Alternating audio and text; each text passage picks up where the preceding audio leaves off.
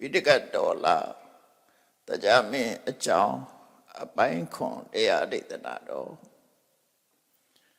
The cat than you to bone a second other net. Dini, Nasen it. Look at Sapido. A be that, how I am upset. Nasen neck, oh, milk, toga. Topan Nia, though, never made her. Topan Nia, sir, 2 1 Nia, 1 Asura, a sin danda, show a sin, open danda. Tosura, 2 1 2 Sura, Balamaba, a cheater. Show bone danda, show sin danda. Laba Mahobene, cheetah net. The Nado de Bayar bottom. Show Sendana Malamaba.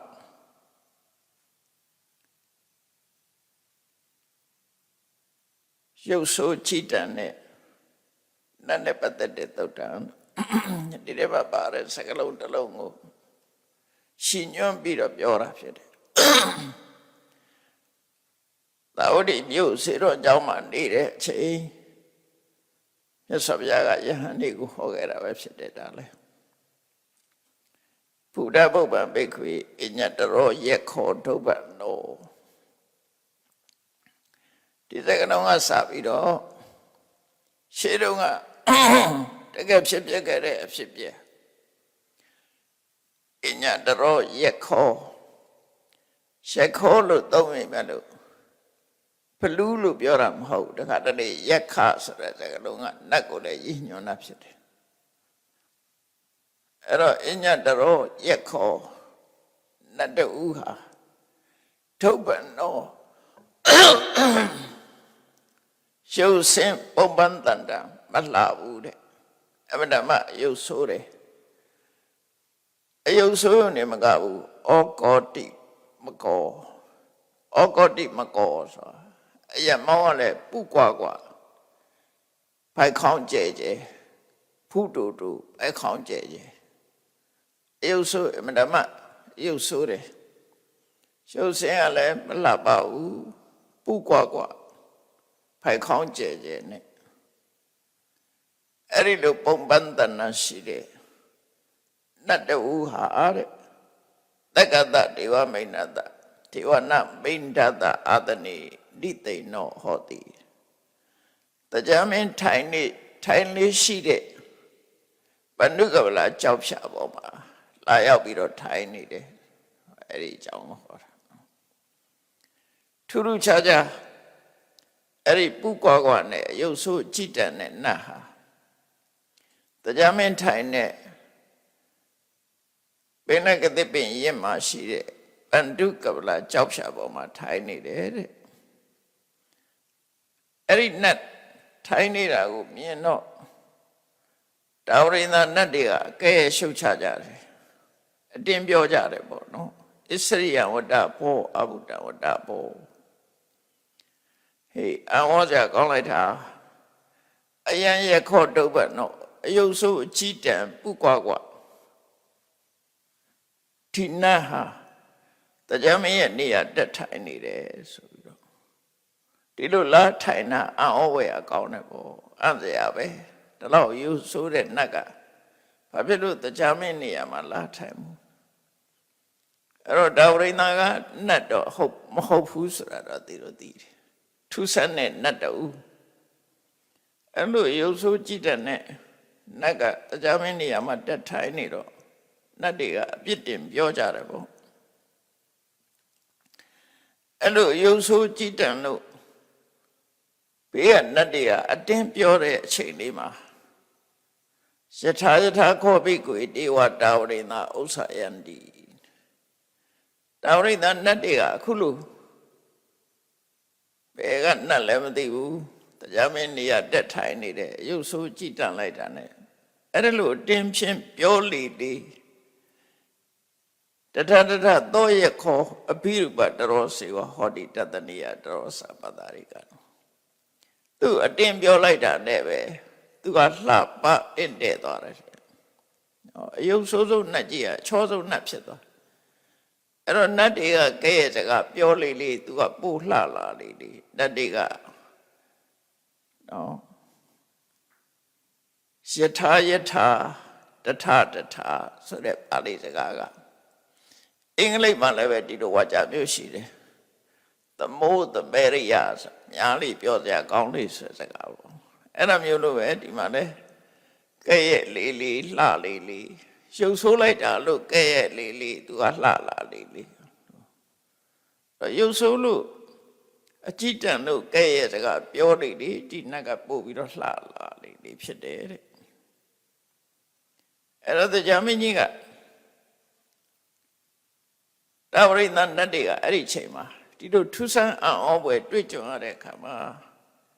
ထေဝကောင်းဆောင်တရားမင်းကြီးထံသွားပြီးတော့ပြောကြတယ်ရှင်တရားမင်းအယုဆိုးကြည်တံပူကွာကွာနိုင်တဲ့နတ်သားတယောက်ဟာတရားမင်းထိုင်တဲ့နေရာကိုထိုင်နေအဲ့လိုထိုင်နေတော့သူ့ကိုကဲရရှုပ်ချကြတဲ့အခါမှာသူကယုတ်ကပိုးပို့ပြီးတော့လှလာပိုးပို့ပြီးတော့ကြည်ညိုစရာကြည်နူးစရာကောင်းလာတယ်လို့အဲ့လိုတရားမင်းကြီးဆံထူးဆန်းတဲ့နတ်သားအကြောင်းတော့ပြောကြတဲ့အခါမှာပြောပြီးတော့ပြောတော့ဆိုတော့သူတို့မှတ်ချက်ကသောဟိနုနမာရိတကောရပက်ခောရှက်ခောဘဝိတတိသူဟာအမျက်ဒေါသကို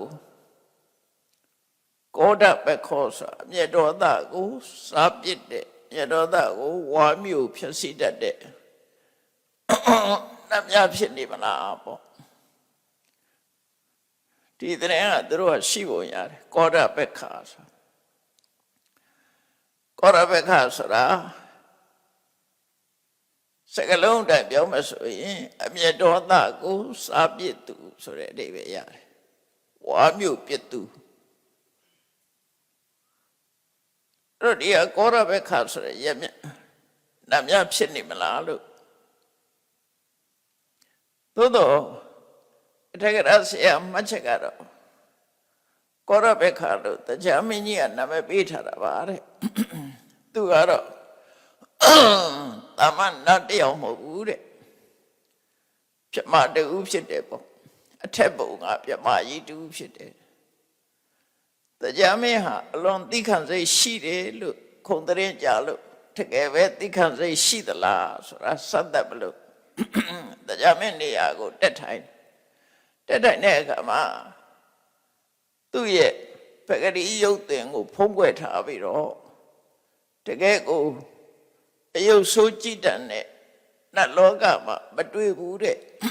ရုပ်မျိုးကိုဖန်ဆင်းပြီးတော့လာထိုင်နေတာတရားမင်းကြီးကဘလောက်သိခံနိုင်စွမ်းရှိသလဲဆိုတာသူစသတ်ချက်လို့မာကြီးတူရောက်လာတာလို့သူတို့ဆိုတယ်ဒါကအထက်ကရာဆရာရဲ့မှတ်ချက်ပေါ့နော်အဲ့တော့တရားမင်းကြီးကအဲ့ဒီကောရပက္ခဆိုတဲ့နတ်ရှိရရက်ကိုသွားပြီးတဲ့အခါမှာလက်ရတူကိုထောက်ပြီးတော့ပြမကြီးတို့လက်ဝဲတစ်ဖက်ပခုံးထဲမှာအပေါ်တဲ့အယုံကိုအပေါ်ဝှစုံကိုလက်ဝဲတစ်ဖက်ပခုံးထဲမှာထားပြီးတော့လက်ရထူးကိုပြေးကြီးပေါ်ကျမ်းပေါ်ထောက်ပြီးတော့နော်ကျမ်းမှာထောက်ပြီးတော့အဲ့ဒီကောရပက္ခဆိုတဲ့နတ်ရှိရရက်ကိုလက်ဥချီပြီးတော့3ချိန်သူ့နာမည်ကိုပြောဆိုတယ်သက်ကောဟံမာရိတတေဝနာမိန်တော်သက်ကောဟံမာရိတတေဝနာမိန်တော်ဒါပေမဲ့တိခတ်တုံနာမန္တဝိတိ3ချိန်ပြောတယ်လို့ဆိုပေမဲ့လို့စာထဲမှာ2ချိန်နဲ့ပဲရေးထားတယ်နော်အဲ့တော့ဒီနေရာမှာ3ချိန်ရေးရမှာပေါ့သက်ကောဟံမာရိတတေဝနာမိန်တော်သက်ကောဟံတေဝနာမိန်တမာရိတတေဝနာမိန်တော်လို့ မာရိတဆိုတာနတ်တွေချင်းချင်းတလေးတစားခေါ်တဲ့စကားလုံးတစ်ခုပေါ့နတ်တွေချင်းချင်းသုံးတဲ့စကားလုံးပေါ့တော့မာလို့အနိစ္စဆုံးပြောမယ်ဆိုရင်မာရိတဆိုတဲ့စကားလုံးကမာဓိတကလာတာဆိုရင်ကိုလူဆိုတဲ့အဓိပ္ပာယ်ရတယ်ကိုလူဓာနုဆက်ဆံပြီးပြောတဲ့စကားတော့ပေါ့နော်မြန်မာတွေကတော့အချင်းနဲ့သားလို့အချင်းပဲပြောတာဗမာပြန်ကြတော့မာရိတတခါတလေကြတော့အရှင်နမင်းလို့ဒီလိုလည်းပြန်ကြတယ်အဲ့တော့မာရိတဆိုတဲ့အဓိပ္ပာယ်ကမာတိသောငါကဲ့သို့သောသူလို့ဆိုလို့တယ်အဲ့တော့ကိုယ်နဲ့ဓာနုထားပြီးပြောတဲ့စကားလုံးအဓိပ္ပာယ်ရှိတယ်ပေါ့အဲ့တော့သူကပြောတယ်အရှင်နမင်းကျွန်ုပ်ဟာဒေဝတို့ကိုအုပ်ချုပ်နေတဲ့တရားမင်းမှာအရှင်နမင်းကျွန်ုပ်ဟာဒေဝတို့ကိုအုပ်စိုးတဲ့တရားမင်းမှာလို့သူကသူတိတ်ခတ်သုံးချိန်ပြောပြလိုက်တာအဲ့ဒီလိုတရားမင်းကလက်အုပ်ချီပြီးဒူးထောက်ပြီးသူ့ကိုလက်အုပ်ချီပြီးပြောလိုက်တဲ့အခါမှာတရားမင်းကအဲ့လိုပြောတဲ့အခါမှာတရားမင်းပြောလေသူကအယုတ်ဆိုးသွားလေပူကွာသွားလေအယုတ်ဆိုးကြည့်တဲ့နာကြီးပြန်ဖြစ်သွားတယ်တရားမင်းကနာမည်ပြောလိုက်တဲ့အချိန်မှာအယုတ်ဆိုးကြည့်တန်ဖြစ်သွားတယ်တခွန်းပြောလိုက်တဲ့နဲ့ယုတ်ကပြောင်းသွားနောက်တခွန်းပြောလိုက်တဲ့နဲ့ယုတ်ကပြောင်းသွားတယ်ဒီလိုဆိုလို့ရပေါ့နိတရားမင်းကပြောလေသူကအယုတ်ဆိုးကြည့်တန်ပူကွာပိုက်ခေါင်းကျဲဖြစ်လေနဲ့ပြီးတဲ့အခါကျတော့တတ္ထေဝန္တရတာကြီးအဲ့ဒီနေရာမှာပျောက်ကွယ်သွားတယ်ဒီသုတ်တံမှာအဲ့လိုဖော်ပြထားတာရှိပျောက်ကွယ်သွားတယ်ဆိုတာသူ့နေရာသူပြန်သွားတယ်ပေါ့နော်သူတို့ကစိတ်နဲ့သွားတာဆိုတော့ပေါ်လာတော့ကလည်းပွားကနေပေါ်လာတာနေရာပြန်သွားတဲ့အခါမှာလည်းပဲစိတ်နဲ့ပဲသွားတာဆိုတော့ဒီနာရောက်တာလည်းပဲပွားကနေအချိန်ကြာတာမဟုတ်ဘူးကိုယ်တဲ့လက်ကိုဆန်လိုက်သလိုဆန်တဲ့လက်ကိုကိုယ်လိုက်သလို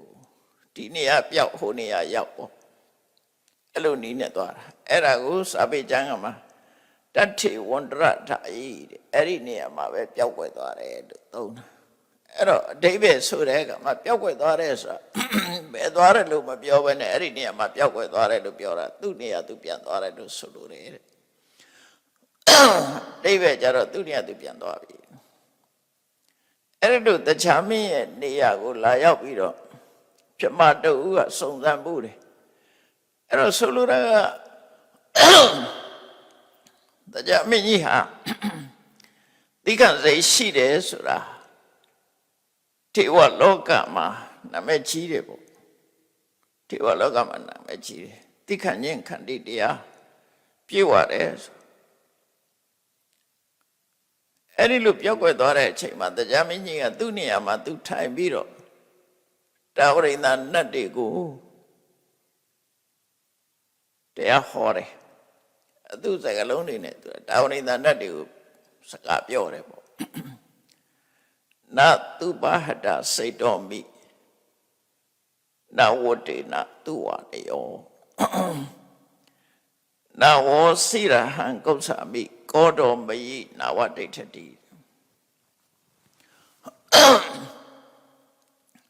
ကောထပက္ခဆိုတဲ့နတ်နဲ့ပတ်သက်ပြီးတော့သူတို့ပေးထားတဲ့နာမည်ကောထပက္ခ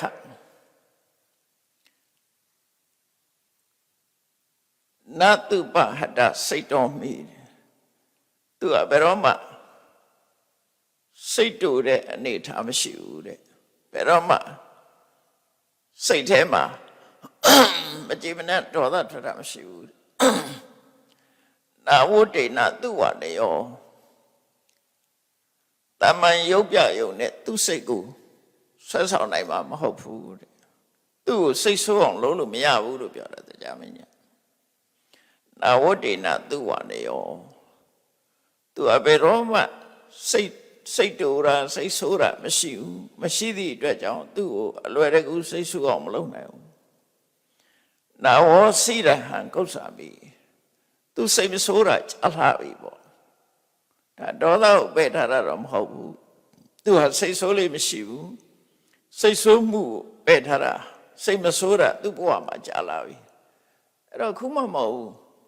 မကလူလင်ဘဝတုန်းကလည်းသူကစိတ်မဆိုးခဲ့ဘူးအလွန်စိတ်ရှည်တဲ့လူတစ်ယောက်ပေါ့ဘလောက်ထိအောင်စိတ်ရှည်တော့ဆိုအဲ့ဒီတုန်းကသူစိတ်ကူးနဲ့သူတစ်ပင်အောင်ရှင်းတယ်ရှင်းနေပြီးသာသာရလှုပ်တဲ့အခါကျတော့ခီးသွားတဲ့လူတွေကตายရတဲ့ဆိုဝင်နာတယ်ပေါ့ဝင်နာတာတချို့ကရိုးရိုးနာတာမဟုတ်သူ့ကိုတွန်းထုတ်ပြီးတော့သူ့နေရာဝင်လူပြီးတော့နေတာအဲ့မှာလည်းဒေါသမထွက်ဘူးတနေ့ကပြောင်းပြီးတော့တန်းရှည်လှုပ်တယ်အဲ့ဒီနေရာလဲခုနကလိုချင်တဲ့လူတယောက်ကသူ့ကိုတွန်းထုတ်ပြီးတော့အဲ့ဒီနေရာရောက်လာပြန်မြေပြင်းမှตายရအောင်မြေတွေမညှိတာကိုညှိအောင်လုပ်တယ်နော်ဖုံးထားတဲ့နေရာတွေဖုံးထားအောင်လုပ်တယ်လှလှပပဖြစ်အောင်သူကမြေပြင်းကိုပြုတ်ပြင်းတာအဲ့လိုပြုတ်ပြင်းရင်တခြားလူတယောက်ကလာလူပေးလိုက်တယ်သူအဲ့တော့ကစိတ်မဆိုးတာသူနောက်အဲ့ဒီမှာရွာစားတယောက်ကသူတို့ကိုဒီလူတွေဟာလူ30ကျော်ဖွဲ့ပြီးတော့တိုက်ပြည်ကိုခိုးစိုးတိုက်ခိုက်ဖို့ပုံကမှုလုပ်နေပါတယ်ဆိုဘုရင်ကိုသွားပြီးတော့တန်တော့တင်တာပေါ့လေဘုရင်ဆိုတဲ့ပုဂ္ဂိုလ်တွေကလည်းပဲသူတို့ခံထားတဲ့ပုဂ္ဂိုလ်တွေကလာတိုက်ရင်စုံစမ်းလေးမရှိဘူးရှုံနေရှုံပြီးချက်ချင်းမိန့်ချလိုက်တယ်ဒီကောင်းတွေကိုဆင်းနဲ့နင်းသက်လိုက်အကုန်လုံးဖမ်းကျုံးတဲ့တုပ်ဆင်းနဲ့နင်းလို့ပြောတာအမိန့်တစ်ခါတည်းချလိုက်တာအဲ့ဒီချိန်မှာလည်းသူကစိတ်မဆိုးဘူးသူ့လေတွေလည်းမှားထားတယ်အားလုံးကဘုရင်ပေါ်မှာမေတ္တာပို့ကြဆင်းကြီးပေါ်လည်းစိတ်မဆိုးနဲ့အမိန့်ချတဲ့ဘုရင်ပေါ်လည်းစိတ်မဆိုးနဲ့ငါတို့ကိုမတရားသွားတိုင်တဲ့မျိုးစားပေါ်မှာလည်းစိတ်မဆိုးနဲ့သူတို့တန်းစီအိတ်ခိုင်းပြီးတော့ဆင်းနဲ့နင်းခိုင်းတာအဲ့တော့လူ30ကျော်32ယောက်ကိုဆင်းနဲ့နင်းခိုင်းတော့ဆင်းကခိုင်းလို့မရအောင်ရှောင်ထွက်သွားအဲ့တော့ဘုရင်ကြီးစီတန်တော်ဦးတင်တဲ့ကဘုရင်ကြီးကလူတွေများလို့ဆင်းကကြောက်တာနေလိမ့်မယ်ဖြာနဲ့အုပ်ပြီးတော့နင်းခိုင်းတော့ဆိုပြီးတခါမိတ်ချပြန်တော့ဖြာတွေနဲ့အုပ်ပြီးတော့တက်နေအဲ့ဒီမှလည်းဆင်းကခိုင်းလို့မရဘူးအဲ့ဒီကြတော့မှဘုရင်ကြီးကသဘောပေါက်သွားတယ်ခေါ်ပြီးတော့သူတို့မေးတယ်မင်းတို့အေးစစ်စစ်မနေပဲနဲ့ဘာဖြစ်လို့ငါးနံကောင်မှစုစုပူလောက်တာတော့ဆိုရှင်မင်းကြီးဘသူကတရင်ပေးတာတော့ဆိုရွာသက်ကြီးကတရင်ပေးတာကျွန်တော်တို့လှုပ်တဲ့အလုပ်တွေကအဲ့ဒီလှုပ်တွေမဟုတ်ပါဘူးသူပြောတဲ့အတိုင်းမဟုတ်ပါဘူးကျွန်တော်တို့ကရွာตาရရေးလှုပ်ကြတာပါတန်ရှင်းตาရဖို့ရှင်မင်းကြီး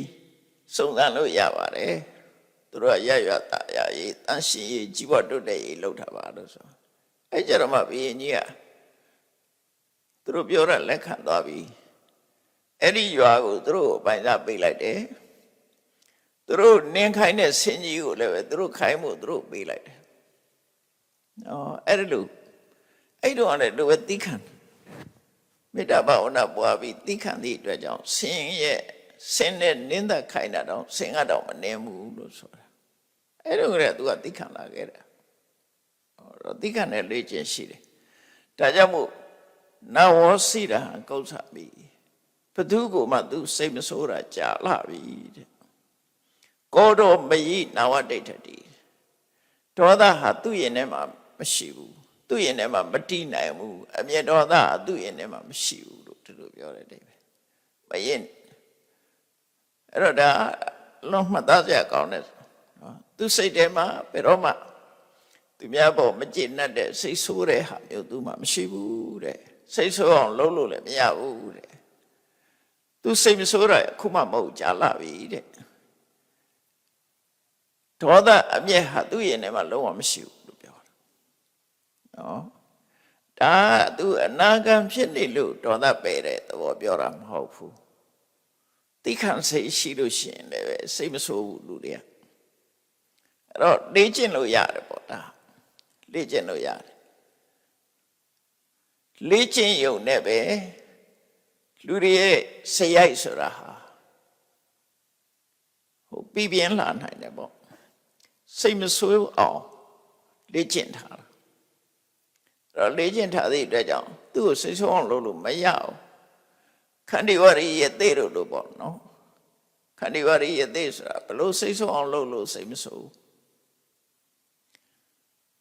စိတ်မဆိုးဘူးဆိုတာသူ့ကိုဘလောက်ဒေါသထွက်အောင်လုပ်လို့မှမရအောင်သူစိတ်ဆိုးတဲ့အမှုရမပြတ်ရှင်တဲ့နှလုံးထဲမှာဒေါသဆိုတဲ့သဘောတရားဟာမဲ့နဲ့ပဲတာမဟုတ်တော့လည်းပဲသူရင်ထဲမှာဖော်ထုတ်လို့စမ်းသပ်လို့ခုခေတ်စကားနဲ့ပြောရဆို not detective ပေါ့နော်ထောက်လန်းလို့မရအောင်အဲ့လိုထီအောင်ဖြစ်တယ် positive အနေနဲ့တော့ရှိမှာပေါ့ဒေါသတော့သူအကြောင်းတက်ဆိုင်လိုက်ဖြစ်နိုင်တဲ့အနေထားတော့ရှိတယ်ဒါမဲ့နဲ့ပဲထားတာမဟုတ်ဘူးမဲ့နဲ့မပဲပေမဲ့လို့တချို့ဒေါသတွေတချို့အာဟုတုတွေဟာဖယ်ထားလို့ရတယ်ဆိုတာရှိတယ်ဖယ်ထားလို့ရတယ်ဒေါသအဖယ်ထားလို့ရတယ်လို့ဆိုတယ် not detective လို့ပြောရမှာပေါ့ဒေါသရှိနေတော့လဲစမ်းသပ်လို့မရဘူးသူရင်နေအဲ့ဒါကိုသူပြောတာနသူပဟတစိတ်တော်မီစိတ်ဆိုးဒေါသထွက်တာဆိုသူမှမရှိဘူးနဝတိနာသူပါနေရောဖြစ်ဖြစ်တစ်ခုနဲ့တာမန်သူ့ကိုဆွဆောင်လို့ဒေါသဖြစ်အောင်လုပ်လို့မရဘူးတဲ့နဝောစိတာကုဋ္ဌာမိဘယ်တော့မှသူဟာလွန်ကြမြင့်တဲ့ကာလကစားပြီးတော့စိတ်မဆိုးခဲ့ဘူးတဲ့ကိုတော့မယိနဝတိတ္တိသူ့ရင်ထဲမှာဒေါသဆိုတာတိတတ်မနေဘူးဆိုပြီးတော့နောက်ဆက်ပြောတယ်ကုဋ္ဌာဟနဖရုတံပြုမိတယ်စိတ်ဆိုးပြီးတော့ကျန်တဲ့စကားစိတ်တိုင်းထွာတဲ့စကားဘယ်တော့မှမပြောဘူးတဲ့သူထိမ့်ချုပ်နိုင်ဒေါသထွက်ရင်လူတွေကပါဇက်ကပါလာတယ်ပါဇက်လည်းပါတယ်လက်လည်းပါလာတယ်အယုဒ္ဓမာတွေကြံ့ကြံ့ထန်ထန်နေစိတ်ဆိုးလိုက်ရင်လူတွေကပြောထွက်လာတယ်ပေါ့နော်ပြောထွက်လာအဲ့တော့ဒီတရားမင်းကြီးကတော့ကုဋ္ဌာဟနဖရုတံပြုမိတယ်သူကစိတ်ဆိုးပြီးတော့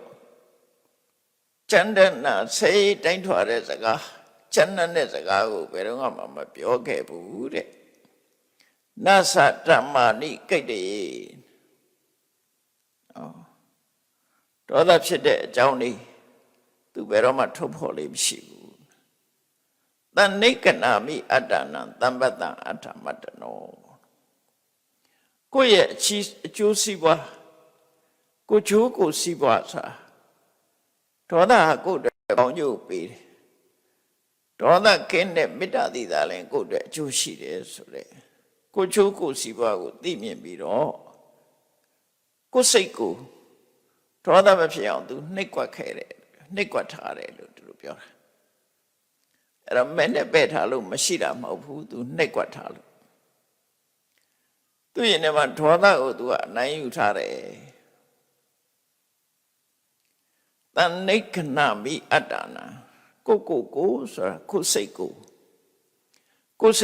ကောင်းကောင်းကြီးနှိပ်ကွက်ထားတယ်ဘာကြောင့်လို့ဆိုရင်တမ္ပတ္တံအတ္တမတ္တနောခန္တီတရားဟာအလွန်တမိုးရှိတဲ့အရာဖြစ်တယ်ကိုကျိုးစီးပွားတယ်ခန္တီဟာဘိယောအဝိဇ္ဇတိသိခန့်ခြင်းနဲ့တာလွန်တဲ့အကျိုးကျေးဇူးဆိုတာမရှိဘူးသိခန့်နဲ့တာလွန်နဲ့တန်ဖိုးဆိုတာမရှိဘူးသိခန့်ခြင်းနဲ့တာလွန်နဲ့တန်ဖိုးဆိုတာမရှိဘူးတဲ့သိခန့်ခြင်းဆိုတဲ့ဟာလူလောကမှာတန်ဖိုးအရှိဆုံးပဲဒါမို့ခန္တီပရမန်တပောတိဒိဋ္ဌာအောဤသိခန့်နဲ့ဆိုတဲ့ခန္တီဟာပရမန်တပောထိတ်တန်းကြတဲ့ကိုကျင့်တရားတစ်ခုဖြစ်တယ်လို့ဆိုသိခန့်အောဤသိခန့်နဲ့ဟာပရမန်တပောအကောင်းဆုံးအကျင့်ဖြစ်တယ်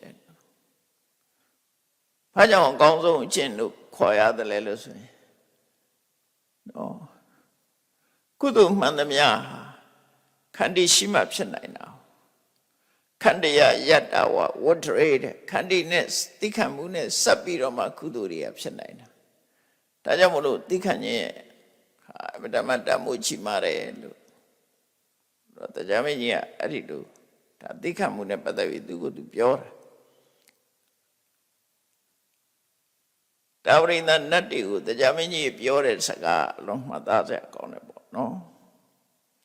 စိတ်ဆိုးအောင်သူဟာကျမ်းတဲ့စကားမပြောဘူးတဲ့နသဓမ္မနိကိတ္တယေရှိုင်းပြတာတွေမဟုတ်တာတွေသူစကားမထွက်ဘူးတဏိကနာမိအတ္တနံတပ္ပတ္တအထမတ္တနောကိုကျိုးစီးပွားကိုကြည့်ပြီးတော့ကိုနှိပ်ကွက်ပြီးတော့ချိုးနှိမ်ထားတယ်လို့ဆိုမှာဟောကိလေသာမှန်သမျှချိုးနှိမ်ရမှာပဲလေသူတို့ဖြေလွတ်လိုက်လို့မရအောင်ကိလေသာဆိုတာဘဝမှာအယုတ်ဆိုးကြီးတန်စေတတ်တယ်လူရဲ့စိတ်ကိုကိလေသာလွှမ်းမိုးနေလို့လောကမှာလူတွေကပြောရင်မဟုတ်မခံဘူးဆိုပြီးပြောကြတယ်မဟုတ်ရင်မခံဘူးဆိုတာမဟုတ်မှမခံတာမဟုတ်ဟုတ်လည်းမခံဘူးနော်မဟုတ်မခံဆိုတဲ့သူတယောက်ကသူကဟုတ်လေခံတာမဟုတ်ဘူးလေမဟုတ်တာဆိုပိုးမခံတာသူကမဟုတ်မခံရှံတွေ့တယ်ဆိုနော်မဟုတ်မခံတာသူ့ရဲ့ခုံသိက္ခာလို့ဖြစ်နေတယ်လောကအလဲမှာဆိုရင်မဟုတ်မခံမဟုတ်မခံမှုမဟုတ်မခံတာဟာကောင်းတယ်လို့လူတွေကထားတင်ပြီးတော့ပြောလို့ရှိကြတယ်မဟုတ်တာမခံဘူးဆိုရင်ဟုတ်တာရောခံရလားဆိုမခံဘူးအဲ့တော့ကြာမင်းကြီးကတော့အဲ့ဒါတော့မဟုတ်ဘူးဟုတ်သည်ဖြစ်စေမဟုတ်သည်ဖြစ်စေအကြောင်းအရာနဲ့သူမပတ်သက်ဘူးမှန်တဲ့စကားဖြစ်စေမှားတဲ့စကားဖြစ်စေအဲ့ဒီအကြောင်းအရာနဲ့မပတ်သက်ဘူးသိခံခြင်းဟာသူ့ရဲ့တန်ဖိုးပဲခန္တီဟာတန်ဖိုးပဲလို့သူတို့ဆိုလို့လေပေါ့နော်ဒါကြောင့်မို့ခန္တီတန်ဖိုးထားပြီးတော့သိမခံနိုင်လို့ထွက်ပေါ်လာတဲ့ရိုင်းပြတဲ့စကားမျိုးတွေလည်းသူမပြောဘူးတဲ့ကိုနှိပ်ကွက်တယ်ပေါ့ကိုစိတ်ကိုချိုးနှိမ်ထားတယ်ဒါကတည်းအတ္တနာမိမိကိုလို့အတ္တသမပဏိတိမိမိကိုကောင်းစွာထားတယ်ဆိုဒီအတ္တဆိုတဲ့စကားလုံးကစိတ်ကိုရည်ညွှန်းတာပဲဖြစ်တယ်နော်မိမိကိုဆိုတာစိတ်ကိုရည်ညွှန်းတာပဲအဓိကကတော့စိတ်ကဥဆောင်တာကိုစိတ်ထဲကပြောခြင်းလားလို့ပြောတာစိတ်ထဲကလှုပ်ခြင်းလားလို့လှုပ်တာဒါကြောင့်မြတ်စွာဘုရားစိတ်ကိုအဓိကထားပြီးတော့ဟောတာပဲအဲ့တော့စိတ်ကိုနှိမ်နှင်းလိုက်လို့ရှိရင်စိတ်ထဲမှာပေါ်လာတဲ့အချိန်မှာသူ့ကိုဖမ်းနှိမ်လိုက်လို့ရှိရင်ကာယကံဝစီကံလှုပ်ရှားတာမဖြစ်တော့ရုပ်ကနောက်ကလိုက်တာလေစိတ်ထဲမှာအရင်ဖြစ်တာအဲ့ဒီဖြစ်တဲ့အချိန်လေးကိုနှိမ်လိုက်တာနော်အဲ့နှိမ်လိုက်သည့်အတွက်ကြောင့်စိတ်တိုင်းတော်ရာတို့ဉာဏ်နဲ့စကားပြောတာတို့မဟုတ်မမှန်ပြောတာတွေမလုပ်ဖြစ်တော့နှုတ်ကိုရောက်မလာတော့လက်ထက်လက်ရောက်မလာဒီဒေါသဆိုတဲ့သဘောတရားကသူကပထမစိတ်ထဲမှာဖြစ်တာဒေါသဖြစ်တော့မယ်ဆိုရင်ကိုစမ်းသပ်ကြည့်ဒေါသဖြစ်လာပြီဆိုလို့ရှိရင်အကဲခတ်ကြည့်မကြည့်နဲ့တဲ့စိတ်ကလေးအရင်ပေါ်လာတယ်ပေါ်လာပြီးတဲ့အခါမှာသူကတဆင်းချင်းပေါက်ကွဲလာတာမကြည့်နဲ့တဲ့စိတ်လေးပေါ်လာတယ်ပေါ်လာလိုက်တာနဲ့တပြိုင်နက်မျက်နာကหนีသွားတယ်မျက်လုံးကหนีလာတယ်ဒီတဲ့နည်းနည်းကြီးလာရင်အသားကဆက်တုံလာထိတဲ့အရှိမအဲ့ဒီလောက်ကိုမထိန်နိုင်လို့ရှိရင်နှုတ်ပါလာတယ်အဲ့ဒီနောက်မထိန်ရင်လက်ပါလာဒေါသကတဆင်းချင်းပေါက်ကွဲတာဖြစ်တယ်သို့တော့ချက်ချင်းဝုန်းတိုင်းလို့ဖြစ်သွားတာလည်းပဲသူ process နဲ့သွားတာဖြစ်စဉ်တစ်ခုရှိတယ်ပြင်မဲ့မှာပေါက်ကွဲသွားတဲ့ပုံကိုယ်လည်းရှိတယ်ချက်ချင်းကြီးဖြစ်သွားတာလည်းရှိတယ်သူကတဆင်းပြီးတဆင်းတက်လာတာဒေါသဆိုဒါမို့မနောပရောတိကနတ်တွေသိတယ်ဆိုတာအဲ့ဒီသဘောပဲတဆင်းချင်းစိတ်ကသူကစိတ်ဆိုးကိုယ်ကစိတ်ဆိုး အပြန်လှန်နေစိတ်ဆိုးလာတဲ့အခါသူဒေါသကိုယ်ဒေါသမနိုင်နိုင်တဲ့အခါမှာနှုတ်စလုံးသေးသွားတယ်အတူထိန်လိုက်လို့ရှိရင်ပြေးသွားနိုင်တယ်လေလူနှစ်ယောက်ရံဖြစ်ပြီဆိုရင်တယောက်ကဆက်နောက်တယောက်ကဆက်တယ်တယောက်ကရိုက်နောက်တယောက်ကပြန်ရိုက်တယ်ဒေါသအရှိန်တက်လာတာတယောက်ကအသာလေးနေငုံခံလိုက်လို့ရှိရင်ကျန်တဲ့လူရဲ့ဒေါသလည်းထိန်ချုပ်ပြီးသားဖြစ်သွားအဲ့ဒါကိုတရားမင်းကြီးကလည်းရင်တော့ပြောရတာဥပိ္ပဏံတိကိစ္ဆန္ဒနာနှစ်ယောက်စလုံးအတွက်ခုစားပေးတာနော်သိခန္ဓာဟာနှစ်ယောက်စလုံးအတွက်ကောင်းတယ်ဒေါသဆိုတဲ့အယူစိတ်ကိုကုစားတဲ့နေရာမှာအဲ့ဒါသိခဏ်ညာအကောင်းဆုံးပဲအမှန်တော့ယူတာပဲလေလူတွေကလောဘဖြစ်တာပဲဖြစ်ဒေါသဖြစ်တာပဲဖြစ်ဒါစိုက်ကိုပဲခဏတာယူသွားတာပဲစိတ်ဆိုးရင်လည်းဒါယူသွားတယ်လို့ခေါ်တယ်ဒါဟုတ်ဒေါသုမတ္တကလို့ခေါ်တယ်လောဘဖြစ်ရင်လည်းလူကယူသွားတာပဲဒေါသဖြစ်ရင်လည်းယူသွားတယ်လောဘဖြစ်ရင်လည်းယူသွားတယ်မာနဖြစ်ရင်လည်းယူသွားတာတော့ကိလေသာတွေဖြစ်သမျှလူတွေဟာယူသွားတာပုံမှန်မဟုတ်တော့တာပုံမှန်စိတ်ဆိုရင်ပြုံးပြုံးရွှင်ရွှင်နဲ့နေတာလေလူကတူခင်မင်းနဲ့စိတ်နဲ့နေတာဒါပုံမှန်အဲ့ဒီလောဘဒေါသမောဟဝင်လာတာနဲ့တပြိုင်နက်လူဟာယူသွတ်သွားပြီရှုသွတ်သွားတယ်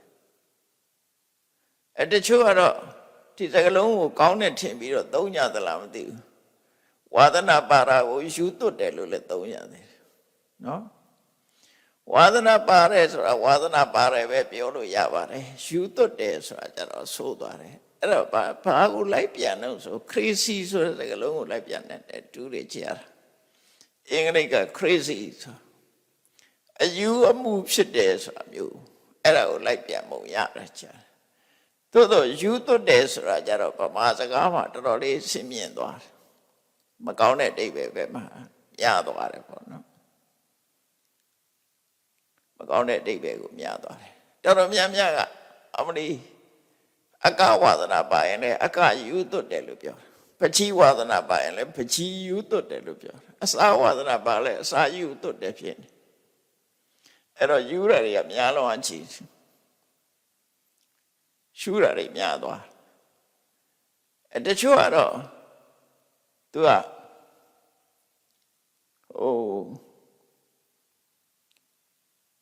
ဝါဒနာနဲ့စရိုက်ဆိုတာလို့ပဲတချို့ကစရိုက်အလေးကျင့်ဖြစ်နေတာစရိုက်နဲ့ဝါဒနာဆိုတာကိရိတာရဲ့တတ္တိကိုခေါ်တာဝါဒနာဆိုတာအထုံရနေတဲ့ဆိုတဲ့အဓိပ္ပာယ်အထုံဆိုတာကိုဗမာတွေကအလင်းလို့လည်းပြောတယ်ဥပမာဒိန်းချင်းတဲတဲ့အခါမှာအလင်းရနေချက်ချင်းချင်းလွယ်တယ်ပေါ့စိတ်ထဲစရာမလိုဘဲနဲ့ချင်းလွယ်တယ်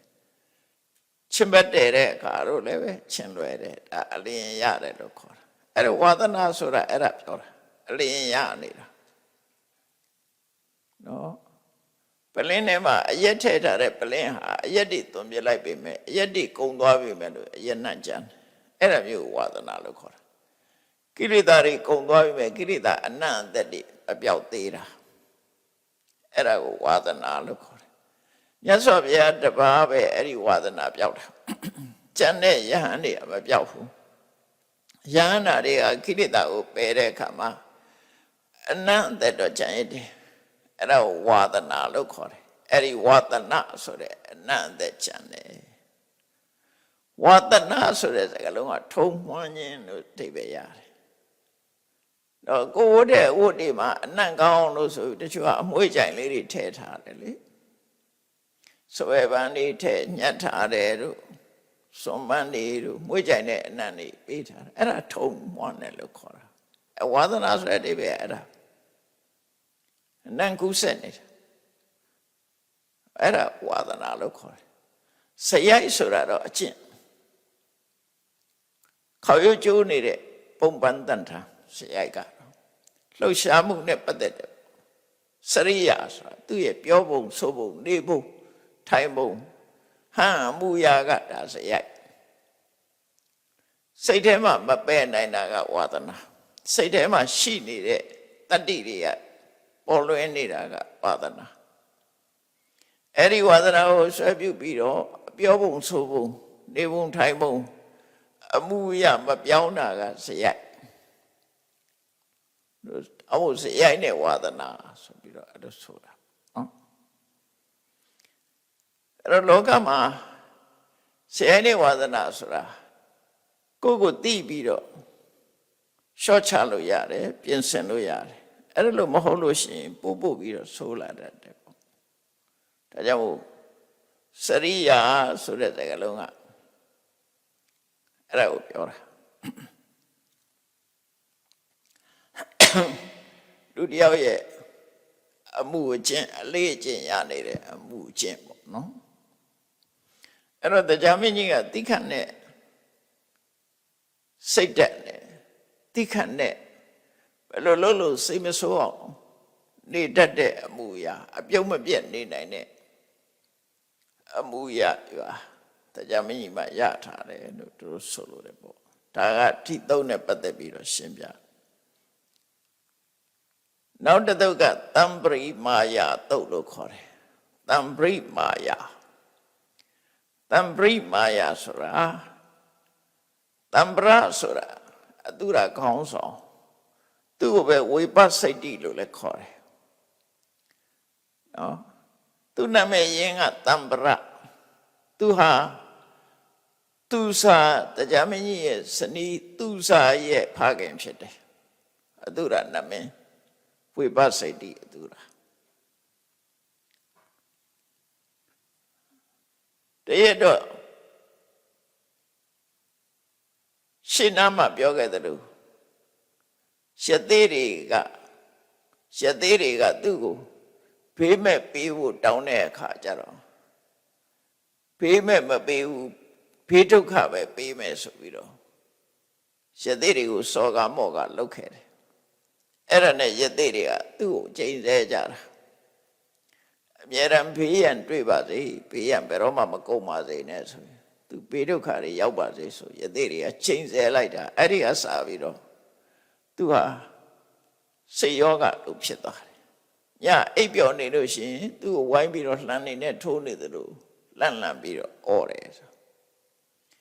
အဲ့ဒီဖြစ်ပြမျိုးကအစာတသမင်းကြီးလည်းဖြစ်ဖူးတယ်သူ့အဖေတတ်လိုက်ပြီးတဲ့နောက်မှာသူကအဲ့လိုညအိပ်လို့မရတော့နော်အဖေတတ်တဲ့ကံကျွလွန်ပြီးတဲ့နောက်မှာအစာတသစိတ်ချမ်းသာမှုမရအောင်အဲ့ဒါကြောင့်လို့သူတစောင်းမုံလာပြီးနေ့ညတစ်ခုမှာမြတ်စွာဘုရားစီသွားတာပဲဒီပြင်ကိုင်းနေဘာသာကြားရိစီသွားတဲ့အခါမှာသူစိတ်သက်ရမရခဲ့ဘူးမရတော့နောက်ဆုံးမှာမြတ်စွာဘုရားစီသွားဖို့ကြိုးစားတာအဲ့ဒီတာမညဖလားတုတ်ကိုနာပြီးတော့မှသူဟာစိတ်ကျေနပ်မှုတွေရသွားစိတ်ချမ်းသာမှုတွေရသွားတယ်လို့ဆိုရင်သူကမိကနေပြောလိုက်တာနဲ့သူ့ဝိုင်းပြီးတော့လှမ်းနေနဲ့ထိုးနေတယ်လို့စိတ်ထဲမှာ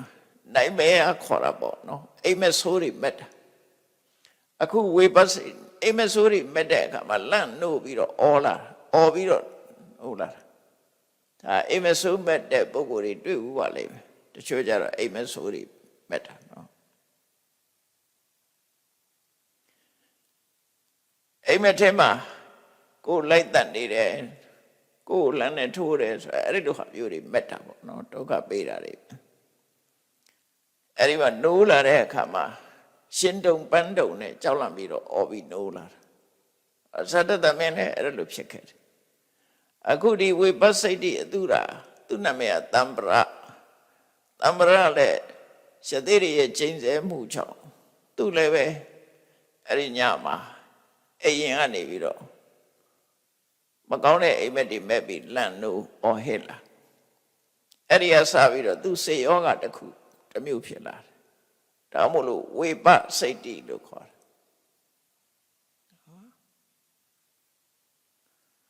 နာမည်ပြောင်းသွားတာအဲ့တော့ခုဒီတံပရိမာယသုတ်လည်းအဲ့ဒါနဲ့ပတ်သက်ပြီးတော့သူ့အကြောင်းကိုပြောတော့ဖုဒ္ဓပုပ္ပံဘိက္ခုဝိပဿစိတ်တိအတုရိန်တောအာဘာရိကောဟောတိဒုက္ခိတောပါဠခိလာနောဒီသုံးလေးကနေမကောင်းထိုင်မသာဖြစ်တဲ့အခါမှာသုံးတဲ့စကားလုံးပေါ့ရှင်းတော့ငါတဲ့ ဝိပတ်စိတ်တိဆိုတဲ့အတုရခေါင်းဆောင်အတုရဘယင်အတုရမင်းကြီးဟာအာပါတိကောတစ်ခုလုံးနာကျင်ပြီးတော့နေတယ်ဒုက္ခိတောစိတ်ကိုလည်းမတက်မတာဖြစ်နေတယ်ဘာလာခိလာတော့အပြင်းအထန်မကြမ်းမှဖြစ်တယ်အဲ့ဒါကလုံးနဲ့သုံးတာအာပါတိကောဆိုတာဒီမကောင်းမှုဆိုတဲ့အခါမှာလူတွေဟာမလှုပ်နိုင်မရှားနိုင်တော့ဖြစ်အောင်ဟိုနာနာဒီနာနာခန္ဓာကိုယ်မှာနာကျင်နေတာအာပါတိကောလို့ခေါ်တယ်ဒုက္ခိတောယောဂဖြစ်နေသည့်အတွက်ကြောင့်သူကစိတ်ထဲမှာထိုင်နေလည်းမကောင်းအိတ်နေလည်းမကောင်းဆိုတာမျိုးလို့စားလို့လည်းမကောင်းဒုက္ခတွေရောက်ဘာလာကိလာတော့ပြင်းပြပြီးတော့မကြမ်းမှဖြစ်တယ်ဆိုဘာဖြစ်တာတော့ဆိုသူစိတ်ယောဂဖြစ်ခေါ်တာချက်သေးရဲ့ချိန်ဆခံရပြီးတဲ့နောက်မှာသူစိတ်ယောဂဖြစ်စိတ်ထဲမှာမပျော်တော့အမြဲတမ်းသူကအိတ်လိုက်တာနဲ့အိတ်တော့မယ်ဆိုရင်အိပ်မဆိုးတွေအမြဲတမ်းမဲ့အဲ့တော့ဒီနေ့တော့ထေဝကောင်းဆောင်တခြားမင်းကြီးကဝိပစိတ္တိအတုရဘယင်ထံသွားလေတယ်သူတို့ကစစ်တိုက်တဲ့အခါတိုက်တယ်တခြားချိန်ကျတော့သူတို့သွားလေနေကြတာပဲနော်တဲ့တဲ့အခါတဲ့တယ်မတဲ့တယ်ဘာလို့လဲဆိုတော့တမက်နဲ့ရောက်ခမပဲလေသူတို့တရားမင်းရဲ့ရောက်ခမပဲသူကအဲ့တော့တရားမင်းကဝိပစိတ္တိအတုရစီသွားလေဘာအတွက်သွားတာတော့ဆိုဒီမကောင်းတာသွားမေးတာခိလနာပု္ပ္ပကောဗမာပြည်အလူတွေလည်းဘသူဆေးရုံတက်တယ်ဆိုသွားမေးကြတယ်လေအဲ့တော့ပါပဲဒီမကောင်းတာသွားမေးကြတယ်အဲ့တော့တရားမင်းကနေမကောင်းတာသွားမေးတော့အတုရကောင်းဆောင်ဝိပစိတ္တိကတရားမင်းလာတာကိုခက်လန့်လန့်ခဲ့တဲ့မြင်တယ်မြင်တဲ့အခါသူကဘာလှမ်းပြောတော့ဆိုတိကိစ္စမန္တေဝနာမိန်နာနတ်တို့ခေါင်းဆောင်တရားမင်းငါ့ကိုစိတ်ကုပေးစမ်းပါနော်သူ့စိတ်ကုပေးစမ်းပါသူကစိတ်လက်တွေမကြည်ဝသာဖြစ်နေသူစိတ်ကုပေးပါလို့ဆိုအဲ့ဒီမှာတရားမင်းကသူ့ကိုတောင်းဆိုတယ်ဝါစေဟိမံဝိပဿိတိတံပရိမာယတံပရိမာယဆိုတာဒီအတုရတွေရဲ့ရှုဝတ်ချက်သူတို့ချင်းချင်းပဲရှုဝတ်တဲ့စကားဖြစ်ကောင်းဖြစ်လိမ့်မယ်ဒါခုခေတ်လို့ဆိုရင်နော်သူတို့ချင်းချင်းပဲသိနိုင်တဲ့ခုခေတ်လည်းရှိတယ်လေမိယထာယထာဆိုပြီးတော့ဝန်ကြီးလာတာကိုယထာလာတယ်လို့ပြောတယ်ရှုဝတ်တဲ့စကားလုံးတွေသုံးတာငရုတ်တိအဲ့ဒါစေးတဲ့ငရုတ်တိပြောတာမဟုတ်ဘူးခုကလည်းရှုဝတ်တဲ့စကားတွေသုံးတာလည်းရှိတယ်လေတခါတော့ဝန်ကြီးတယောက်လာတာနဘာယထာလာပြီလို့ပြောနဘာယထာလာတာတကယ်နဘာယထာလာဆိုမဟုတ်ဝန်ကြီးလာအဲ့လိုရှုဝတ်တဲ့စကားမျိုးဖြစ်ကောင်းဖြစ်နိုင်တယ်ဗောလေတံပရိမာယာတဲ့အဲ့ဒါရှိတယ်လို့ပဲခတ္တိယမာယာဆိုတာရှိတယ်ခတ္တိယမျိုးနွယ်တွေပဲသိတယ်ရှုဝတ်တဲ့စကားတပြည့်လူတွေမသိဘူးသူတို့ရဲ့ရှုဝတ်ချက်တဲ့စကားသူတို့ဝါရအဲ့ဒါလည်းရှိတယ်လူတယောက်ဟာမျိုးရိုးစစ်မစစ်မေးခြင်းအဲ့ဒါကိုသိအောင်စေတာနော်သူလည်းခတ္တိယမျိုးပါဆိုဟုတ်မို့ဒါဖြင့်ခတ္တိယမာယာရွတ်ဆန်းအဲ့ဒါလို့စံတတ်တယ်နော်ခတ္တိယမာယာခတ္တိယမာယာကခတ္တိယမျိုးနွယ်တို့ရဲ့ရှုဝတ်တဲ့စကားဘယ်သူမှမသိစေရဘူးအဲ့ဒါထို့တူပဲတံပရိမာယာဆိုအတုရတို့ရဲ့ရှုဝတ်စကားဖြစ်လိုက်တယ်အဲ့ဒါကြောင့်မင်းကြီးပြောတယ်အေးစိတ်ကုပေးမယ်ငါ့ကိုအဲ့ဒီတံပရိမာယာငါ့ကိုသင်ပေးအတုရတွေရဲ့ရှုဝတ်ချက်စကားကိုငါ့ကိုသင်ပေးရမယ်လို့ပြော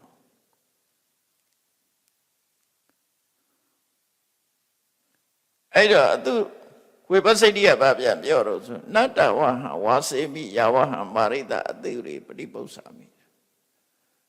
အတုရတွေကိုမေးပြီးတော့မှ နော်ကျန်တဲ့သူနောက်လိုက်အသူရာတွေကိုမေးပြီးတော့မှငါသင်ပေးမယ်မမေးရသေးရင်မင်းမသင်ပေးနိုင်သေးဘူးပေါ့သူတို့မေးအောင်မယ်သူတို့တိုင်ပင်အောင်မယ်သင်ပေးရမလားမပေးရလားအဲ့တော့ဝိပဿတိအသူရာနတ်မင်းကအသူရာတွေကိုမေးလိုက်တယ်တရားမင်းကိုငါတမ္ပရိမာယသင်ပေးရမလားလို့ဆိုမာခောတောမာရိတဝါစိတက်ခံတယ်မသင်ပေးပါနဲ့တဲ့တမ္ပရိမာယတရားမင်းကိုသွားသင်မပေးပါနဲ့ကန့်ွက်ကြတယ်သင်မပေးဘူးကန့်ွက်ကြတယ်အဲ့ဒီကြတော့မှသူကဝိပဿတိသူရာကတရားစီအကြောင်းပြန်လိုက်တယ်သူလူတွေကသင်မပေးပါနဲ့လို့ပြောတာဟုတ်တာပေါ့သွားသင်ပေးလိုက်ရင် तू ကဘာလို့မှမသိတာအသူရာတွေဝင်ရောပြီးတော့ तू ကရှုပ်ဝက်ချက်တွေသိတဲ့အခါအသူရာတွေကိုနှိပ်ကွက်မလို့နေမှာပေါ့တရားမင်းရတယ်အဲ့ဒါကြောင့်မို့လို့ဝိပဿတိအသူရာကိုအသူရာနတ်မင်းကိုတရားဝိပဿတိအသူရာကတရားမင်းကိုပြောတော့မာယာဝီမခဝတက်ကထေဝရာသသူစံပတိသူစာဆိုတာသူသမီးပဲသူသမီးရဲ့အရှင်ဖြစ်တဲ့တရားမင်းဟာလှိစားတတ်တဲ့မာယာရှိသူဖြစ်တယ်ဥပေတိနိရိယံခေါ်ရံသူကမယိုးသားတဲ့စိတ်ရှိလို့သူဟာကျန်တဲ့ငရဲဘုံကိုရောက်မှာဖြစ်တယ်ဥပေတိသူတို့လှည့်စားတတ်လို့သူကကျန်တဲ့ငရဲကိုချလိုက်ပဲတံပရောဝတတံတမန်သူကသူပြောတာတံပရတိတလည်းနှစ်ပေါင်း100အသက်ရှိမယ်ပေါ့မင်းကတော့ငရဲသွားမယ်ပေါ့ဘာလို့လဲဆိုမင်းအာဟုလာလိမ့်လေပြီးတော့ပြောတာဆိုအဲ့ဒါတို့တရားမင်းကိုသူကတုံ့ပြန်ပြီးတော့သင်မပေးတော့ဘူးဆိုပြီးတော့ပြောလိုက်တာအဲ့တော့တရားမင်းကအကယ်၍တမ္ပရိမာယာကိုသင်ပေးလို့ရှင်သူဆေးကုနိုင်သလားဆိုကုနိုင်တယ်တဲ့ဘယ်လိုခုမှတော့ဆိုယသိတွေကိုပြန်တောင်းမှခိုင်းမှာတောင်းမှလိုက်လို့ယသိတွေကခြေအေးသွားလို့ရှင်သူဒီစိတ်ဓာတ်ခြောက်ခြားနေတာလည်းပျောက်သွားနိုင်တယ်ပေါ့တရားမင်းကနိလန်သိထားတယ်ဒါပေမဲ့သူကတောင်းဆိုတာတမ္ပရိမာယာကိုယင်သင်ပေးရမယ်ပြီးရင်ဆေးကုပေးမယ်ဆိုတော့ဟိုလူကမပေးဟိုဝိပဿနာကမပေးဘူးဆိုတော့သူလည်းဆေးကုမပေးတော့ဘူးပေါ့အဲ့ဒီအိဗယ်ကိုပြောတာနော်နောက်တစ်သုတ်ကတော့အစ္စယသုတ်လို့ခေါ်တယ်အဲ့ဒီမှာဒါတော့သာဝတိမြို့စေတော်ကျောင်းမှာနေတဲ့အချိန်မှာရှမ်းတော်နှစ်ပါးဟာနော်ရှမ်းတော်နှစ်ပါးဟာအငင်းခုန်ဖြစ်ကြတယ်ကိုရောနှစ်ပါးခိုက်ရန်ဖြစ်တယ်အဲ့လိုခိုက်ရန်ဖြစ်တဲ့တပါးကပြစ်မှုကိုကျူးလွန်လောက်အောင်ခိုက်ရန်ဖြစ်ပွားလာတယ်အဲ့နှစ်ပါးတဲ့ကတပါးကတော့သူနဲ့ခိုက်ရန်ဖြစ်တဲ့ကိုရောရဲ့ထံမှာသူ့အပြစ်ကိုအပြစ်ရှိကြောင်းထုတ်ဖော်ဝန်ခံတယ်အဲ့ဒီကိုရောကလက်မခံသူမှားပါတယ်လို့ကိုရောတပါးကပြောတော့ကျန်တဲ့ကိုရောလက်မခံဘူးနော်သူကတူနဲ့တူခိုက်ရန်ဖြစ်တဲ့ကမှာတရားကသူမှားပါတယ်ဆိုရင်သူကအပြစ်ကိုလက်ခံဒါထုံးစံလက်မခံဘူးသူကလက်မခံတော့ရှမ်းတွေကမြတ်စွာဘုရားစီသွားပြီးတော့ရှောက်ကြတယ်အဲ့ဒီကိုရောနှစ်ပါးဟာရံဖြစ်ပြီးတော့တပါးကအပြစ်ကိုဝန်ချတောင်းပန်တယ်အဲ့လိုတောင်းပန်တဲ့အခါနောက်တပါးကလက်မခံဘူးဘုရားကရှောက်ကြတဲ့အခါမြတ်စွာဘုရားဘာဟောတော့အဲ့ဘုရားဟောတဲ့သုတ်တံနေတာပါထွေးမိဘိခွေပါလားလောကမှာလူမိုက်ကြီး2ယောက်ရှိတယ်လူမိုက်2ယောက်ရှိတယ်တိညာတုံးတဲ့လူမိုက်2ယောက်ရှိတယ်ဘာလို့ဆိုယောစအစ္စယတော့နပတ္တိကိုအပြစ်ကိုအပြစ်လို့မမြင်နဲ့တာလူမိုက်ပဲယောစအစ္စယတေတိနတ္တယထာဓမ္မနဲ့တဲ့ကိုအပြစ်ရှိပါတယ်လို့ဝန်ခံဖွင့်ဟလာတဲ့ပုဂ္ဂိုလ်လည်းပဲလက်ခံရမှဖြစ်ခဲ့တဲ့နဲ့လက်မခံဘူးတဲ့အဲ့ဒါဘာလား2ယောက်ရှိတယ်ကိုအပြစ်လို့မမြင်တာကဘာလားတဲ့ဦး အပြစ်ကိုဝန်ခံပြောကြလာတာကိုလက်မခံလို့ရှိရင်ဘာလာတူပဲအဲ့ဒါဘာလားနှစ်ခုရှိတယ်အဲ့ဒါလိုပဲပညာရှိနှစ်ဦးလောကမှာရှိတယ်ကိုယ်အပြစ်ကိုအပြစ်လို့မြင်ရင်ပညာရှိကိုယ်အပြစ်ကိုဖွင့်ဟဝန်ခံပြောကြလို့ရှိရင်တရားနိလန့်အတိုင်းလက်ခံတဲ့ပုဂ္ဂိုလ်အဲ့ဒါပညာရှိလို့ဒီမြတ်စွာဘုရားဒီစံတမတ်ချက်ကလေးနှစ်ခုကိုဟောပေးတာဒါလည်းမှတ်သားစရာကောင်းတယ်ပေါ့နော်အပြစ်နဲ့ပတ်သက်လာတဲ့အခါမှာတဦးနဲ့တူပွင့်ပွင့်လင်းလင်းရှိရမယ်တဦးကအပြစ်ကိုအပြစ်လို့ပြောရင်ဝန်ခံရတာဒါတခုကိုအပြစ်ကိုအပြစ်လို့ဝန်ခံတယ်နောက်တဦးကသူ့ဝန်ခံချက်ကိုလက်သင့်ခံတယ်လက်သင့်ခံပြီးတော့ကြေးအေးတယ်ပေါ့အဲ့ဒါမှပညာရှိလို့သူတို့ဆိုလို့တယ်ပေါ့အဲ့ဒါလို့ဟောပြီးတော့မြတ်စွာဘုရားကဘုဒ္ဓပုပ္ပံဘိက္ခွေသက္ကောဒေဝနာမိန်တော်သူရမယံတဘာယံဒေဝဒေဝိတာဝတိန်တိအနုနယမနောတာယံဝိလာယံဣမံကထာပါတိ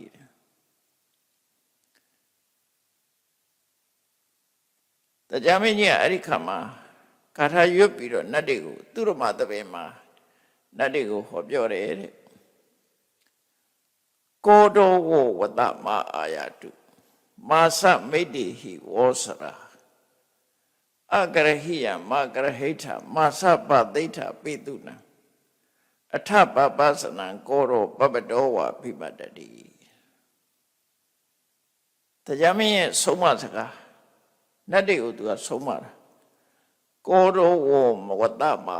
ယာတုဆိုတာအမြဲဒေါသသည်နော်အမြဲဒေါသသည်မင်းတို့ကိုလွှမ်းမိုးပြီးမရောက်လာစေနဲ့ဆိုလိုတာကအမြဲဒေါသရဲ့လွှမ်းမိုးမှုကိုမခံရနဲ့လို့ပြောတာကိုကအနိုင်ယူနော်စိတ်တူတဲ့လူတွေဟာဒေါသရဲ့လွှမ်းမိုးခံရတာပဲကိုကဒေါသကိုရှုပ်ပေးရတယ်အဲ့လိုဒေါသရဲ့လွှမ်းမိုးမှုကိုမခံနဲ့ကိုကပဲဒေါသကိုချုပ်ကန်ရမယ်လို့ပြောတာနော်ကောတောဝဝတမာယတုအမြဲဒေါသသည်မင်းတို့အပေါ်မှာလွှမ်းမိုးကြီးစိုးတာမဖြစ်စေနဲ့မာစမိတ္တိဟိဝောစရာမိတ်ဆွေတွေနဲ့ဘယ်တော့မှမေတ္တာခန်းချောက်သွားတာမျိုးမဖြစ်စေနဲ့ဒီမှာစရာလို့သုံးထားတာမိတ်တွေလူတွေဟာဒီတုံးနဲ့တူစပြီးတော့တွေ့တော့ခင်မင်တဲ့အချိန်မှာလန်းဆန်းတာပဲမဲ့လို့တဖြည်းဖြည်းကျတော့ခင်မင်မှုပြက်ပြက်သွားတာဒါအိုမင်းသွားတဲ့သဘောပဲပေါ့နော်ဝိုက်ဆုပ်လို့ပြက်ပြက်သွားတာဒါမို့မိတ်ဆွေတွေနဲ့ပေါင်းတဲ့အခါမှာဘယ်တော့မှရော့သွားမသွားစေနဲ့လို့ပြောတာကိုမိတ်ဆွေနဲ့အချင်းချင်းခင်မင်မှုကဘယ်တော့မှရော့ကြမသွားစေနဲ့အသက်ကြီးလို့ရှိရင်လူဟာအားရိတ်လည်းရော့သွားတယ်စရာအားရိတ်လည်းရော့သွားတယ်လူပြုတ်မှုတွေလည်းရော့သွားတယ်အဲ့ဒါလိုပဲမိတ်ဆွေတွေနဲ့ပေါင်းတဲ့အခါမှာအဲ့ဒီလိုရော့မသွားစေနဲ့လို့ပြောတာအကရဟိယမကရဟိထာမကဲ့ရဲ့တိုက်တဲ့ပုဂ္ဂိုလ်သွားပြီးတော့မကဲ့ရဲ့ကြနဲ့မရှုတ်ချကြနဲ့မာစပသိဋ္ဌပိတုနံပိတုနာဆိုတာသွေးခွဲတဲ့စကားတုံးနဲ့တူမတက်အောင်သွေးခွဲတဲ့စကားခုံတိုက်တယ်လို့ခေါ်တာပေါ့နော်သွေးခွဲတဲ့စကားကိုဘယ်တော့မှမပြောနဲ့တဲ့လူတဦးနဲ့တူဟာခင်မင်မှုရှိနေတဲ့လူတွေချားမှာဘယ်တော့မှသွေးကွဲအောင်တော့မလုပ်နဲ့သွေးခွဲတဲ့စကားကိုမပြောနဲ့အထပပသနံကောရောပပတောဝပိမတ္တိမင်းတို့အဲ့လိုမရှောင်နိုင်ဘူးဆိုလို့ရှိရင်တဲ့ကိုတောင်ကြီးနဲ့လာပြီးတော့ဖိတယ်လို့ကောရဆိုတဲ့အမြက်ကအောက်တန်းကျတဲ့လူယုံမာကိုလာပြီးတော့နှိမ့်ဆက်လိုက်မယ်တောင်ကြီးဖိတယ်လို့အဖိခံရလိုက်မယ်တောင်ဖိတာကပြားသွားပြီးသေယုံပဲရှိတယ်ဒေါသကကိုယ်လွှမ်းမိုးလိုက်ရင်တော့အဲ့ဒီလူကပင်ငယ်ကြသွားနိုင်တယ်အဲ့ဒါပြောတာနော်တောင်ကြီးဖိတယ်လို့ဒေါသရဲ့လွှမ်းမိုးမှုကိုမခံရစေနဲ့ဒါကြောင့်မင်းတတိပေးပြီးတော့နတ်တွေကိုဆုံးမတာအဲ့တော့နတ်ဆိုတာအဲ့လိုနေတာ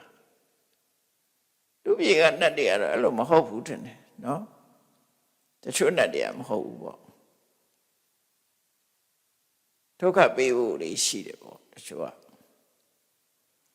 အဲ့တော့တရားမင်းကြီးကတာဝရိန္ဒနတ်တွေဟာနတ်ကောင်းနတ်မြတ်တွေကတော့အဲ့လိုပဲသူကကိုတော်ကိုဝတ္တမာယာတုဒေါသမင်းတို့စီလွှမ်းမိုးဖို့ရောက်မလာစေနဲ့မာစမိတ်တေဟိဩဇရာမိတ်ဆွေတွေနဲ့ဘယ်တော့မှဟိုဟောင်းနှံမသွားစေနဲ့တစ်လွင်နေရမယ်ခင်မင်မှုမပြတ်စေရဘူးအဂရဟိယမာဂရဟိတမကဲရတဲ့သူမကဲရနဲ့မာစဖသိဋ္ဌပေတုနာသွေးခွဲစကားကိုလည်းဘယ်တော့မှမပြောနဲ့အထပပသနံကောတော်ပပတော်ဝါပြီးမှတယ်တကယ်တော့အမျက်ဒေါသဟာတောင်ကြီးနဲ့ဖိသလိုပဲလူညံ့တွေကိုကောရာကလွှမ်းမိုးပြီးတော့ဖိညံ့နိုင်တယ်ဖိညတ်တတ်တယ်လို့နတ်တွေကိုအဲ့လိုဆုံးမတယ်အဲ့တော့နောက်ဆုံးတုတ်ကလေးကြတော့အကောရတုတ်လို့ခေါ်တယ်အဲ့ဒီမှာတာဝတိမြို့စေတော့အကြောင်းမှာပဲနေစဉ်ဟောတာဖြစ်တယ်ဟောတဲ့အခါမှာဥဒ္ဓဘုဗ္ဗံဘိက္ခွေသက္ကောဒေဝနာမိန်တော်သူရမယံသဘာယံထေဝေတာဝတိန်တိအနုနိယမနောတာယံဝေလာယံဣမံကထာပါတိတဲ့မြတ်စွာဘုရားတရားမင်းကြီးရဲ့သူရမသဘာမှာပြောဆိုလေးရှိတဲ့စကားတွေကိုမြတ်စွာဘုရားကဒါသိနေတယ်မှတ်သားထားတယ်အဓိပ္ပာယ်ပဲတရားဆိုတာဘယ်သူကပဲဟောကောင်းတဲ့စကားအတူတူပဲနော်အဲ့တော့တရားမင်းကြီးပြောတဲ့စကားတွေကိုမြတ်စွာဘုရားကတရားမင်းကြီးဟာသူရမဇယမှာဘာတွေပြောတယ်ဆိုတာကိုသိနေတယ်အဲ့ဒါသိတာကိုယဟန်တွေကိုပြန်ပြီးတော့ဟောပြတာနော်ယဟန်တွေကိုပြန်ဟောတာအဲ့တော့တာဝရိန္ဒနတ်ပြည်မှာတရားမင်းကြီးကတာဝရိန္ဒနတ်တွေကိုဟောတယ်ဆိုဟိုဒီနေရာမဟုတ်ဘူးတခြားနေရာမှာတရားမင်းကြီးပြောတဲ့စကားနဲ့ပတ်သက်ပြီးမြတ်စွာဘုရားရဲ့ဝေဖန်ချက်တွေလည်းရှိတယ်အလုံးကိုကောင်းတယ်လို့ပြောတာမဟုတ်မြတ်စွာဘုရားဝေဖန်ဘာနဲ့ပတ်သက်ပြီးဝေဖန်တာရှိတုံးဆိုတရားမင်းကြီးကသူတို့မှာသဗ္ဗမှာနတ်တွေကိုဘာဟောတုံးဆိုငါလိုတရားဖြစ်ချင်မင်းတို့ကရှစ်ပါးသီလစောင့်တည်ကြနော်ပါတိဟာရိယပက္ခဆိုအပူအချိုနဲ့ကွာစောင့်တည်ကြဥပုသ္တိလကိုစောင့်တည်ကြလို့တရားမင်းကြီးကအဲ့ဒါပြောတယ်တဲ့မြတ်စွာဘုရားအဲ့ဒီစကားမပြည့်စုံဘူးတဲ့ငါလိုတရားဖြစ်ချင်ရှစ်ပါးသီလစောင့်တည်ဆိုတဲ့စကားမပြည့်စုံဘူးတရားမင်းကြီးကမပြောတတ်ဘူးတဲ့အဲ့ဒီစကားကိုပြောမဲ့ပုဂ္ဂိုလ်ကယဟန္တာသာဖြစ်တယ်ပေါ့ယဟန္တာတွေကငါလိုယဟန္တာဖြစ်ချင်မင်းတို့ရှစ်ပါးသီလစောင့်တည်လို့ဒီလိုပြောရမှာတဲ့အဲ့ဒါမှပြည့်စုံတယ်လို့အဲ့ဒီနေရာမှာတော့ဝေဖန်ထားတာရှိတယ်မြတ်စွာဘုရားနော်အခုကတော့တရားမင်းပြောတာကိုယဟန်တွေကိုပြန်ပြီးတော့ဟောတဲ့ချပြီးတော့ဟောတဲ့သဘောအဲ့တော့ဘာဟောလို့ဆိုမာဝောကောတောအစ္ဆဘဝိအမျက်တော်သားကမင်းတို့ပေါ်မှာအနိုင်မရစေနဲ့ဒါလည်းမှတ်သားစရာကောင်းတယ်နော်အမျက်တော်သားကမင်းတို့ပေါ်မှာမလွှမ်းမိုးစေနဲ့မာစကုတ်စိတ်ထာကုတ်စတံစိတ်ဆိုးလာတဲ့ပုဂ္ဂိုလ်တွေကိုဘယ်တော့မှပြန်ပြီးစိတ်မဆိုးနဲ့အကောတောအဝိဟိန္ဒာစအရိယတုစပฏิပဒါစိတ်မဆိုးခြင်းဘယ်သူမှမညှင်းဆဲခြင်းဟာအရိယသူတော်ကောင်းတို့မှာရှိတဲ့ကိုယ်ချင်းတရားပဲဖြစ်တယ်စိတ်မဆိုးခြင်းသူများကိုမနှိပ်စက်ခြင်းဆိုတဲ့အဲ့တော့စိတ်မဆိုးခြင်းဆိုတာမေတ္တာ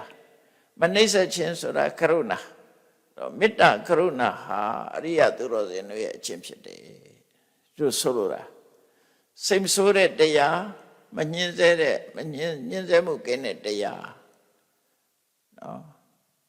အဟိန္တာပေါ့အဟိန္တာနဲ့အဝိဟိန္တာတူတူပဲအဲ့ဒါဟာအရိယသူတော်ကောင်းတွေရဲ့အချင်းပဲဖြစ်တယ်အထပပသနံကောရောပပတောဝပိတဒီလိုမဟုတ်လို့ရှိရင်အမျက်ဒေါသဟာဒီစိတ်ကောင်းမရှိတဲ့ပုဂ္ဂိုလ်ကိုအောက်တန်းကြတဲ့ပုဂ္ဂိုလ်ကိုတောင်ကြီးနဲ့ဖိတယ်လို့ဖိတတ်တယ်လွှမ်းမိုးသွားတတ်တယ်အဲ့တော့ဒေါသရဲ့အပြစ်တွေကအများကြီးရှိတယ်လေကုတ်တော်အဋ္ဌာဏဇာနာတိကုတ်တော်ဓမ္မနပတ္တိ အနန္တမန္တရာဟောတိယံကောတော်တဟတိနရံဆိုစိတ်ဆိုးနေလို့ရှိရင်အကြောင်းလည်းမမြင်ဘူးအကျိုးလည်းမမြင်ဘူးစိတ်ဆိုးမှုကလွှမ်းမိုးခံထားရတဲ့ပုဂ္ဂိုလ်ဟာအမှောင်ကျသွားတာနဲ့အတူတူပဲအဲ့ဒါတွေကိုမြတ်စွာဘုရားဟောတယ်အဲ့တော့တရားမင်းကြီးကလည်းသူပြောတဲ့စကားတွေအဲ့ဒါတွေနဲ့ပတ်သက်တယ်အဲ့တော့မြတ်စွာဘုရားတရားမင်းကြီးဟောပြောတဲ့တာဝရိန္ဒနတ်တွေကိုဟောတဲ့ပြောတဲ့စကားတွေဟာတန်ဖိုးရှိတဲ့စကားတွေဖြစ်လို့မြတ်စွာဘုရားကတဆင့်ဟောပြတာဖြစ်တယ်ပေါ့နော်အခြေခံအဖြစ်တော့မတမကောင်းတယ်ဆိုတဲ့ဒါကြောင့်မို့ပိဋကဒေါ်လာတရားမင်းရဲ့အကြောင်းအလုံးပိုင်းခွန်ထီအောင်ဟောကြားလို့ပြီးပါပြီတရားချစ်ခင်သူတော်စင်ပြိဿပေါင်းတို့ပိဋကဒေါ်လာတရားမင်းအကြောင်းတက္ကသယုံမှာရှိတဲ့သုတ်ပေါင်း25သုတ်ဒီကနေ့အပြည့်အဟောတာဖြစ်လို့တရားမင်းကြီးရဲ့အကြောင်းကိုပိဋကလာတဲ့အတိုင်းသိရှိနားလည်ကြပြီသူတော်ကောင်းတွေရဲ့အကျင့်တရားမိမိတို့တဏ္ဍာမှာရရှိအောင်ကြိုးစားအထောက်နိုင်ကြပါစေကုန်သတည်း